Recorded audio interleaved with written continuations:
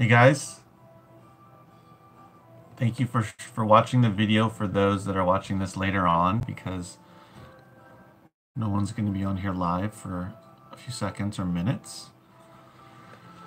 So it's Monday. What is it? The 4th, February 4th. Hey Mason Arrow, how you doing? Um, and so I wanted to talk a little. This is a video I wanted to make probably last month or so, but just didn't get a chance to put it together. I'm good. I'm good. Fixing this camera. A video I wanted to make about merchant fulfilled. So I was going to call it Should You Sell Media Using Amazon Merchant Fulfilled, but decided to just call it what I called it, which is to talk about what I did on Merchant Fulfilled in 2018 with very minimal effort and very small number of listings. You know, actually looking at the numbers, I was pretty impressed by how many sales I actually made based on how few items I had listed. Now, for any of you guys who are big, who are only doing FBA or only merchant fulfilled or whatever, this is not a video about suggesting or telling you to get out of FBA. It's just talking about my experience last year with merchant fulfilled, and as a way mostly to diversify instead of only doing FBA, which is totally fine if that's all you want to do. You don't want to have to store things or ship them. You know, I didn't want to do that either when I first started. But when I got into bulk, I found out that it's something that I really had to do in order to make more, get more out of what I was buying. Excuse me, make more profit out of the money I was spending and the products I was getting. So I started listing. Well, a couple of years ago, I started listing on merchant fulfilled, and this year I want to do double or triple, or I want to list double, if not triple, the amount that I listed last year or had up there, so that I can see, you know, how much better I can do with merchant fulfilled and how big I can grow it as, you know, hopefully get it to the point to where it's really close to what FBA is doing. That would be nice, because merchant fulfilled in a lot of ways is pretty easy. I mean, in the sense of, like, you know, you can list it once you find items that are for merchant fulfilled, then you can just sit down and use your listing software. Whether you only have 10 items to list or 100, you can list them pretty quick, and then submit the feed, or you can just do it through Amazon, whichever way you're doing it. But they'll go live right away, you know, usually within a couple minutes, maybe 10, 15 minutes at most. And then they're up there immediately. You don't have to wait for shipping them out and getting to Amazon and all that stuff. So, and then you just have to have a place to store them. So you got to either, you know, in your house, in your garage, in a storage unit, whatever it is, have shelving for it, have them either organized alphabetically or with SKUs or whatever you want to do, but an easy way to access them. Of course, the bigger your merchant fulfilled inventory gets, the more complicated, or not complicated, but the more you have to think about how you're going to store it. Good question. I'll get to that. I'll get to the numbers in a second. So that's what I'm coming up against now. Let's see. Right now, I'm going to look at how many I have live right now, merchant offers. So I've got 369. Now, that's the majority of that are CDs. And then I have a few dozen books. And then I have maybe, like, I don't know, 12 or 15 audiobooks. So bulk of them are CDs, so those are small. I have them in two tall bookshelves in the house. Not bookshelves, they're CD shelves. But so they don't take up very much space. But I'm almost maxed out with that space. So I have to start selling, you know, selling through a lot more, or I'm going to have to find another shelf or whatever, another way to store them. But anyway, so in terms of the numbers, so last year, let's see.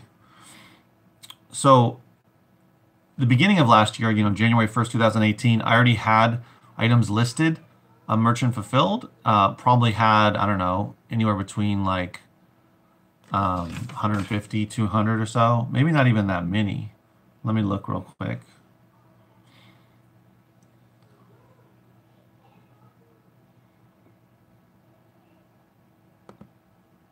Yeah, I probably had like over 100, 150 or so. So it wasn't a ton. But in 2018, I listed 264 items for sale, merchant fulfilled, which doesn't seem like that many. And of those 264, so of those 264, I sold 104 of them in 2018. So that was 39% of those that I listed in 2018 actually sold, which I think is pretty good. And then in total, I sold 153. I had 153 merchant fulfilled sales in 2018, and the gross was yeah, 2,247. Actually, I didn't look at the average sale. Let me get that.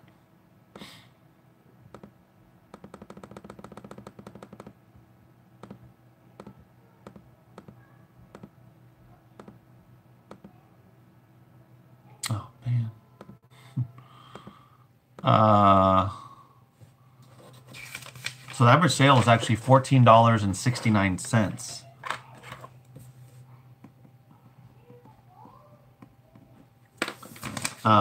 Which is higher than, I believe, higher than my FBA was for the year. Yeah, it was almost $3 more than FBA, because I typically for merchant fulfilled try to list stuff that goes for a little more money, or a good amount of them are longer tails that are going for bigger money. So the average sale price tends to be a little higher. So again, I only had, at most I had any given time, like right now I have 369 items listed merchant fulfilled. I had no more than 300 and a little bit more than 300 at most in 2018. So I sold 153, 2,247 gross, 1,469 average sale price. And so I don't know what my sell-through rate was, because I don't know exactly how many I had, going on there. I mean, for the 153 that I sold, but I do know that of the ones I listed, that I sold almost 40% of the ones that I listed in 2018, which is pretty good. I was surprised, pleasantly surprised by that number. So that's a great sell-through rate. And of the 153, 104 of them were from those ones that I listed, which makes sense. Also, the other thing the other thing about my situation for merchant fulfilled is that the items I had listed before last year were mostly really long tail stuff, like stuff that just does not sell very often, even more long tail that I really want to do now. So I was just throwing up stuff that was potentially selling for a lot of money, and I would sell them here and there, but I wouldn't sell very many. So what I focus more on is trying to sell stuff merchant fulfilled that is actually going to sell or should sell, within weeks or months or a year at least. So you never know. There's always going to be competition. There's always going to potentially have somebody get on there and tank the price, or a lot of people jump on there and the price drops, or one of the mega sellers takes a $50 item and then just lists it for $10. So that happens. Sometimes the prices get so low that I can't even sell it for what it's going for, because I'll owe Amazon money, because a Declutter or someone like that, or a Goodwill or something, is selling it for $1 or $2, and I'm not even going to break even. But anyway, so yeah, so what was the question? It was, what was my sell-through rate? Okay, so then that would mean that I had 153 sales. Geez, I didn't do the numbers.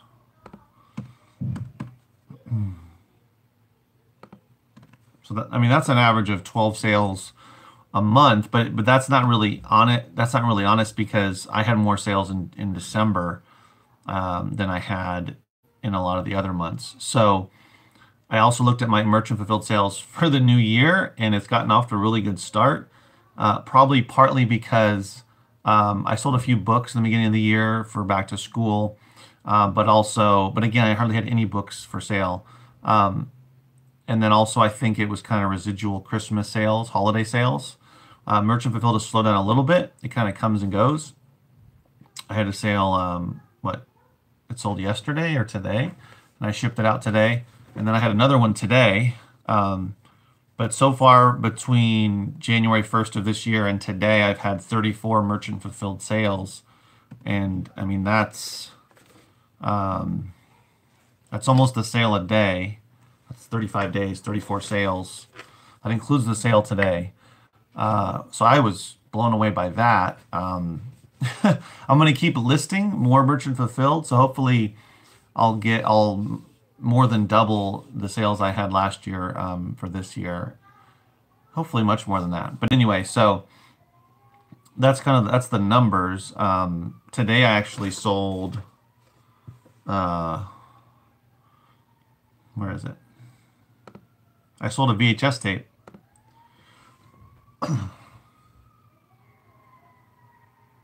I'll show you the tape. 1 second.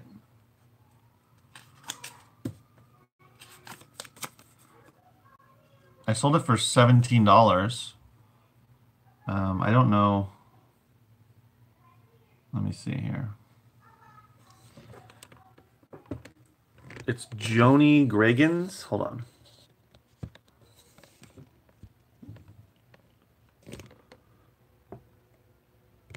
You can see it right there. Aerobic shape up. I think it was from the 80s, maybe the 90s. And I sold it for $16.99 plus shipping. Yeah, $16.99. I bought it for 18 cents from a thrift store back in November. I remember buying this one in November of last year. So that only took what is that, 2.5 months to sell. So that's a VHS tape. I don't have very many of those for sale. If I find them, though, if I find good ones, I'll put them up, because I've sold over 350 VHS tapes, mostly FBA, a couple of years ago. So I'll definitely send those in FBA or do merchant fulfilled for certain ones that that make sense, because there's some really great VHS tapes out there. But that's a side note. What else was I going to talk about? I mean, what I was going to call this is, should you sell media using Amazon Merchant Fulfilled? So I think if you're doing bulk at all, whether you're buying Gaylords or whether you're trying to go through, local apps or Craigslist or whatever and find people that are selling tons of stuff at once, books or CDs or records or whatever, video games, you should definitely consider diversifying with Merchant Fulfilled, not just doing FBA, unless you are just completely opposed to it and you don't want to store stuff and you don't want to do any shipping whatsoever, individual shipping aside from FBA shipping. Then then you're not going to do it, but I would highly recommend if you're doing bulk. But also it can make sense if you're cherry picking, if you're doing what I was doing a couple of years ago, which was only thrift stores, garage sales and yard sales, estate sales, and book sales. If you're only doing that, then you can still find great stuff for Merchant Fulfilled. I mean, I was looking, let's see, into a thrift store. Where is it?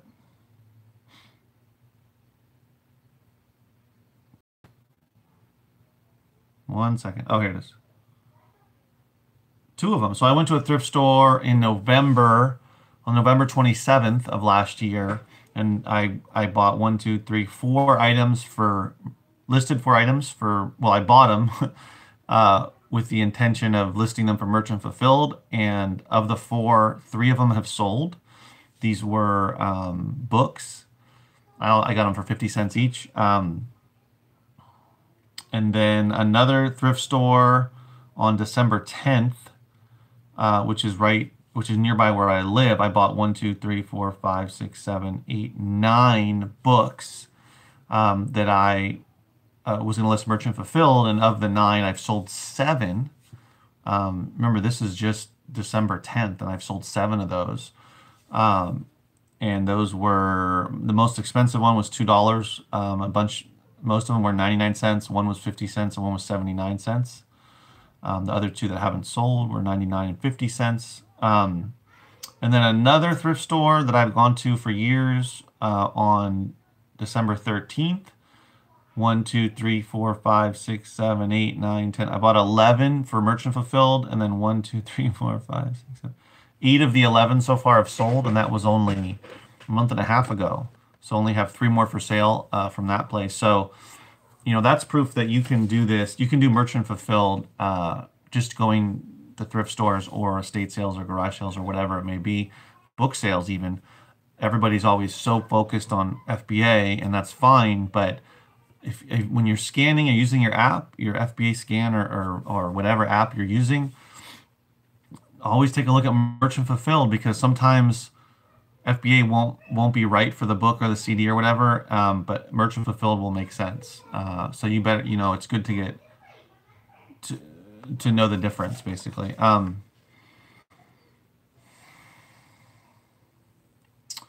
Yeah. Oh, so especially, yes, it's a good idea to do it especially if you're buying in bulk, but I think you should do it regardless. You don't have to really ever put any pictures up. The only time I do it is if, like, for electronics, or if it's some sort of, it has an issue or a defect. Maybe it's a really high priced book or whatever, and you want to show a couple photos, or maybe it's super rare, then maybe you will. But overall, you rarely ever have to do that photos. You can use listing software, like I use Accelerlist, but there's other ones like ScanList or whatever you can use to list it pretty quickly, listing a lot of items at once. Of course, there's no inbound shipping or storage fees unless you're paying for a storage unit to store your items. Then of course you're paying for that. But that's clearly, those are some of the benefits. Some of the downsides is a lot of people don't like to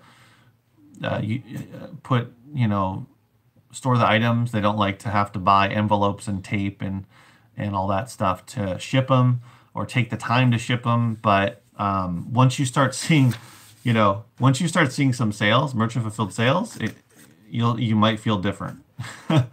Because you're going to see more money coming in and making money off of items that you didn't think you could make any money off of with Amazon.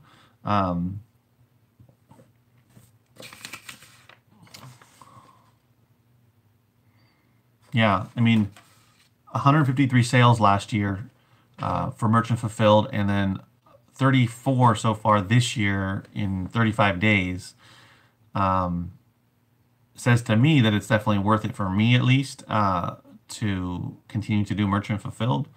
And also, I want to go big with both, with FBA and merchant fulfilled. I mean, this last Gaylord, I sent in 150 something items for FBA, and then I was able to pull out 67 or 65 for merchant fulfilled. So a little less than half of what I had for FBA. Funny enough, I haven't sold any of those yet. Those ones I listed from that Gaylord. And I've been repricing a few times, so I don't know eventually they should kick in. But sometimes that's the weird thing about merchant fulfilled, is sometimes things they don't, they take a little longer to sell, and then suddenly you'll start seeing a lot more sales coming in. So, but anyway, I'm sure those sales will start coming in at some point. And I was pretty inconsistent with repricing and with listing last year, but I was still able to get those sales. So,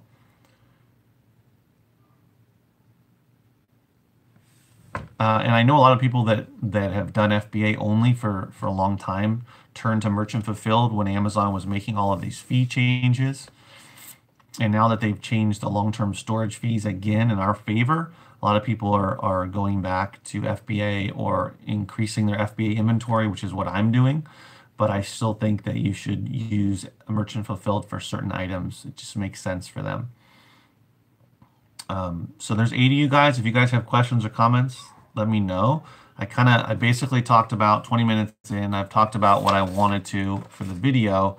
So I definitely like you guys to participate and comment and let me know if you have any questions or anything. Yeah, I mean, I can kind of see because I have access to bulk, because I have access to lots of. Oh, no problem, Masonator. You're welcome. Because I have access to so many, too much product. Oh, yeah, that so many products that I could see my merchant fulfilled side of business growing a lot bigger and getting to the point to where I'm gonna have to store that stuff, you know, in my storage unit, make space for it, which would be difficult at this point. So something would have to change because I have all my eBay stuff is stored in my garage with a bunch of different bookshelves, and then like I said, the majority, there's also a bookshelf that has the books I'm selling merchant fulfilled, and then the CDs are in the house. So, I'm getting to the point to where it's getting close to, I got to put up more shelves in the garage, or I've got to move it into storage. But that would mean if I was going to do that, I'd have to move all of it into storage. It wouldn't make sense to have some here, some there. And eventually I would like to do that, whether it's a storage unit or whether it's a warehouse that I would lease.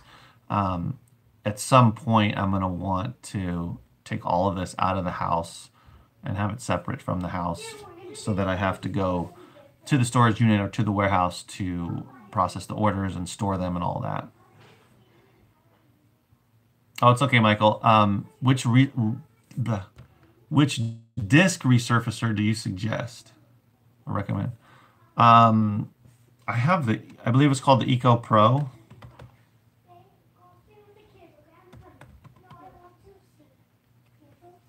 It's from Elm USA.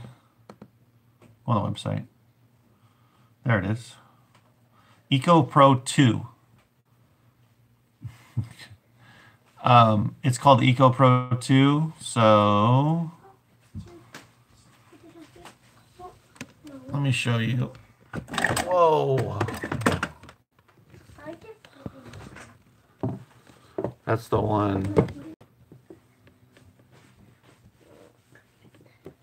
I don't know. Okay, not that one for $6,000. That's a different one. Yeah, so that's the one that I use.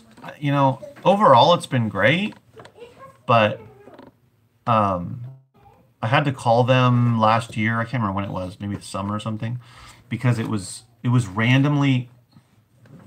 Oh, hey Brian. So yeah, I was having issues with it where most of the CDs, it was cleaning them fine, resurfacing them fine, but then it would out of nowhere, it would like ruin a CD where it would create this ring around the whole thing. And then when I started doing it, I would test the CD and then it messed it up. It would be like skipping and not playing and it would ruin it. So I called them and they had me do a couple things to it, like clean out I can't remember what it was, like clean out the hose or whatever. Anyway, he had me do a couple different things to it and then it ended up working great. But that problem has come up randomly. I probably have to call again and go through the whole steps that he had me go through. I'm really bad about keeping the machine, doing all the stuff they tell you to do to it to make sure that it runs smoothly. It's probably partly my fault. I'm more than likely. But yeah, it works overall really well. And I think I think they have used ones. Let me see. These you have refurbished ones. Well, I don't know if that's new. They have them for like $1,300. Sometimes they'll have them refurbished. So they have an Eco Pro from $800. Yeah. But anyway,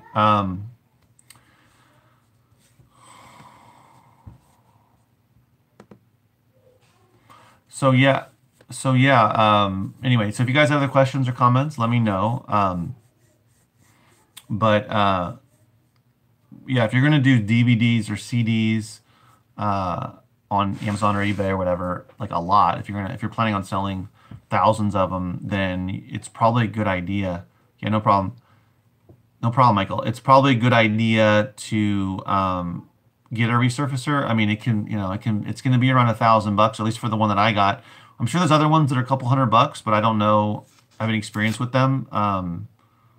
You can ask around on some Facebook groups and whatnot, but if there's other ones that are not as expensive, because if you're, 800, $1,000. I mean, I spent almost 1,000 on mine, and I've resurfaced hundreds of discs, so it's definitely been worth it. It's more than paid for itself, off of the sales of all the discs I've been able to resurface. But in the beginning, you don't need it for sure if you're just beginning, but you're doing discs, whatever it is, whether it's eBay or Amazon.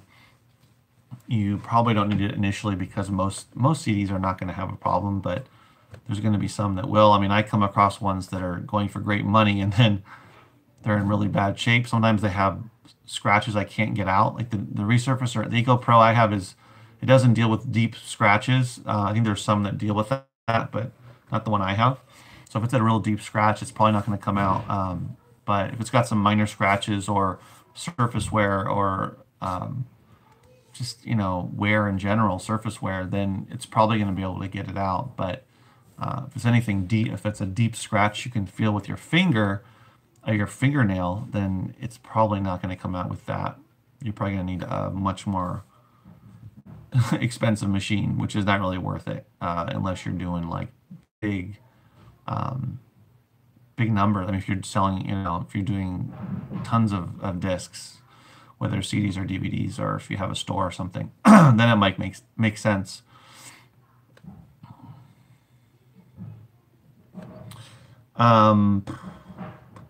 Yeah. So okay, guys. So what is it? I'm kind of running out of stuff to talk about, which is I hate when that happens. I spent about the first 20 minutes talking about merchant fulfilled.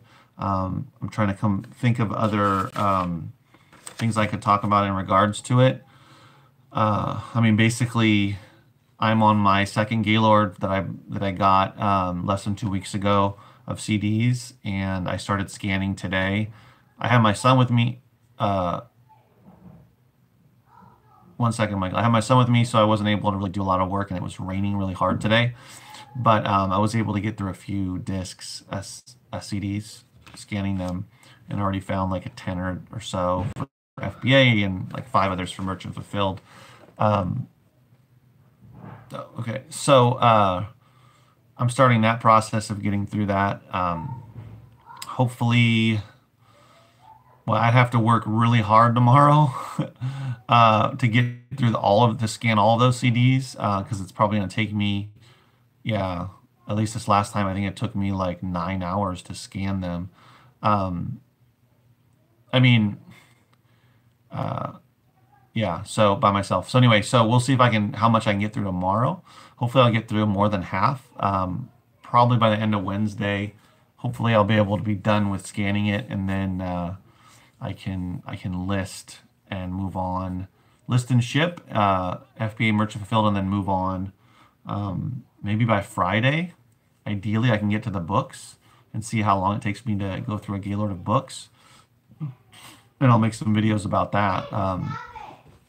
I'm just excited to get this inventory out and to start building up my FBA inventory and merchant fulfilled, and just so I can have bigger sales, consistent sales, and a more reliable. I mean, it's reliable, but a larger, more reliable Amazon income. eBay is like nice little side extra income that I can make more money off of the items I buy, but it's not anywhere near what what Amazon is. But I want to grow Amazon. I want to triple what I have now, and I think by myself I can do that. I just have to work on getting these shipments out as frequently as possible. So I'm trying to get out at least one FBA shipment a week and list new merchant fulfilled every week too, so that when I finish up with these 2 Gaylords of books, I can order, I'll probably order 3 or 4 Gaylords of CDs so that I can continue to grow. I'm gonna probably, let's see, the January 23rd is when I got my first bulk shipment of the year. I'm trying to do at least a shipment every 3 to 4 weeks. We'll see. I'm trying to get better at it and faster and build up my income so that maybe I can get some help with the sorting process so I can get through them even faster than that. Ideally, I can have somebody help me. They sort and I scan while they sort, so I can kill 2 birds with 1 stone. Instead of taking 4 to 5 hours to sort only, I can do 4 hours of sorting and scanning, which would mean I could get through a Gaylord, maybe sorting and scanning, maybe in like 2 days, versus it taking me like 3 to 4 days, so that I can speed up the whole process and send in more items more often, and build up my inventory quicker, and therefore get more sales and make more money. So that's kind of the idea. Anyway, guys, so if you guys don't have any questions or comments, Michael had a question or comment, but I guess he took that away. I'm running out of things to talk about, so it means I should probably end the video and make another one tomorrow, hopefully with more to say about a different topic. But I appreciate you guys watching, and I'll make another video tomorrow. And please subscribe if you're not subscribed. Please give me a thumbs up if you enjoyed the video, found it worth your time, and leave any comments below if you have any questions either about this video, or maybe you want to see a video about a certain topic, whether it has to do with bulk, whether it has to do with whatever related to selling media on Amazon and eBay. So thanks for watching, guys.